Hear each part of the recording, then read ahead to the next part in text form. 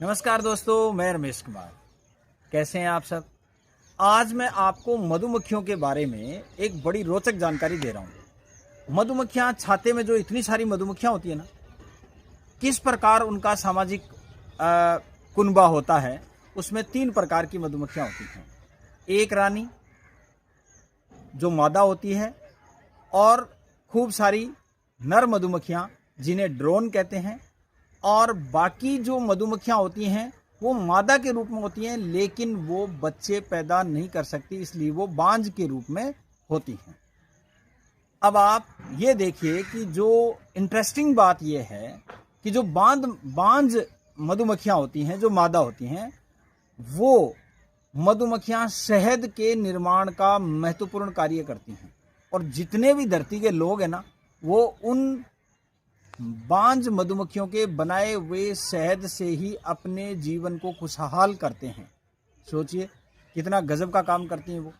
अब रही जो रानी मधुमक्खी है उसके बारे में, वो केवल जीवन में केवल एक बार नर मधुमक्खियों के साथ, जो खूब सारी हैं, ग्रुप में हैं छाते के अंदर, केवल एक बार आपस में संबंध बनाती हैं संभोग करने के लिए।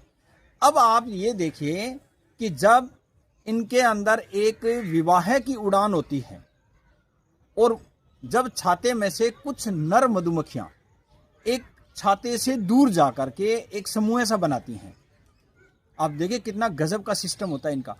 और वहां से वो जब रानी मधुमक्खी उनके पास जाती है तो उनमें से वो एक दौड़ लगाते हैं। उनमें से नर मधुमक्खी पहले मादा के साथ में संबंध बनाती है और अपने स्पर्म जो है वो मादा के शरीर में छोड़ती है। उनका जो ऑर्गन्स होता है वो टूट जाता है, इस वजह से वो नर मधुमक्खी मर जाती है संबंध बनाने के बाद में।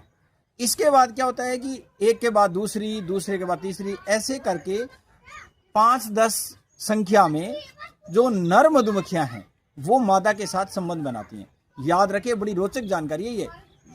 केवल एक नर मक्खी ही नहीं, कम से कम 10 के आर बार मधुमक्खियां मादा के साथ संबंध बनाती हैं। उसके बाद जो बाकी बची हुई जो समूह की नर मधुमक्खियां हैं वो क्या करती हैं कि धीरे धीरे अपने छाते में वापस लौटती हैं। उसके बाद क्या होगा कि वो नर मधुमक्खियां जो छाते में वापस लौटी हैं उनका कोई काम नहीं होता, क्योंकि उनमें किसी प्रकार की कोई स्किल नहीं होती। अब